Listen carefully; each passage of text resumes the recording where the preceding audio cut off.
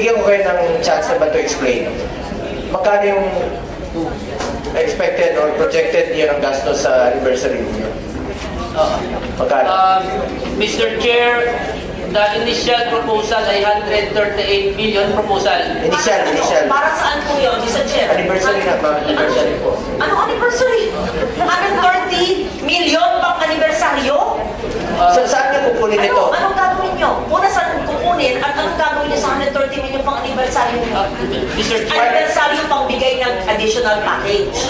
Hindi anniversary celebration, ma'am. Ang tanong ko lang kung saan niyo kukunin ito. Sa part ba ng working budget ninyo kukunin yung 138? That's criminal. Mr. Chair, ito po ay again proposal pa lang. Proposal, kaya nga, kung matutuloy ito, saan kukunin? Ay kukunin siya sa corporate operating budget. So part pa rin ng working budget ninyo. Ilang pasyente yung matutulungan yan? Yan, ang pinapakompute ko sa inyo. Baka naman pag ito na benefit naman natin, Mr. Chair, anniversary budget, third year sa sila, 137 million, 138 million. Siguro naman, hindi naman yung Christmas party or celebration. Siguro naman hindi biyahe. Siguro naman hindi pagkain ng mga officers. Siguro, ito ay palaganap ng mga package, di ba po? Ano ba yung 138 million?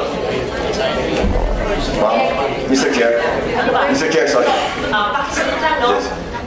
Yung 138 million, saan gagamitin at saan nanggagaling? Tapos balik sa tanong ko na yung 600 billion at 431 billion, hindi pa rin maliwanag kung pareho ba to o iba po. Mr. Chair, we'll just explain very quickly, just for the purposes of to expedite the discussion. What was approved by the board and what was decided in PhilHealth already is the budget for the 30th anniversary was brought down to a few 100,000 pesos only. So maybe we can just, to clarify everything, there's nothing, there's no hundreds of millions, there's no millions. So just so that we can continue with the discussion, please. What is this on the board? Yun ang tinanong ko kanina, sabi mo, you will explain it later. Yes. So nauna niyo pong sinagot yung mga tanong ni Senator Liganda kaysa sa mga tanong ko na hindi pa rin nasasagot until now. Pakisagot mo na. So just to answer nga very quickly, Mr. Chair, we're only planning to spend a few 100,000 pesos for 30th anniversary. Yan lang po, wala pong mga excessive spending. So ibig sabihin, just to simplify the discussion. Projected pa lang ito. Actually, may mga proposals, but hindi pa natutuloy. So good. Thank you for asking that. You're spending a few hundreds of thousands, but we see on the board, it is not consistent with what the CEO is saying. It's 137.7 million. What is this? An invention, a proposal of some brilliant person? Buti na lang, merong nagkontra at may board. Ano ba ito? Gala night, and Sports Fest, 32 million and 13 million. Habang ang dami-daming nangangailangan ng healthcare. Anyway, erase na ito. Who's a smart person who did this? Mr. Chair, this was endorsed by a group inside PhilHealth. Sino yung group po? You have to name the group because you have to enlighten that group.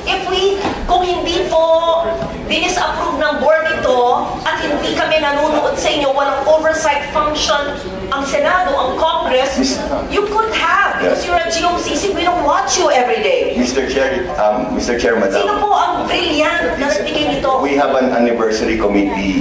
Sino po ang head ng anniversary committee? The anniversary committee po is headed by Mr. Ray Balenya. Yes. Can that person, please, not now, don't waste our time, give a memo to the chair of the Finance Committee, of the Health Committee, on why the person and the group thought of using 137 million of PhilHealth funds for giveaways and a gala night.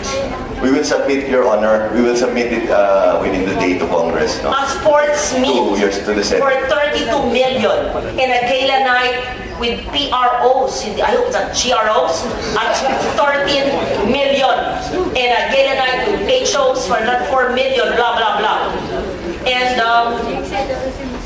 okay, we took, and umbrellas for 7.9 million, what's this? special tokens and umbrellas. Senator Lawrence, Ma'am, may lang po, no? discussion, all of those. Kaya nga, projected o plano niyo lang po, kaya tanong ko lang naman po sa inyo kanina pa, kung sakaling natuloy po ito, ilang pasyente po makikinabang dito? Ilang pasyente po ang naghihingalo na matutulungan dito? Ilang buhay pa po ang masasalbab dito? Kaya sabi ko sa inyo, dito sa ating panggobyerno, parati isipin natin, konsensya.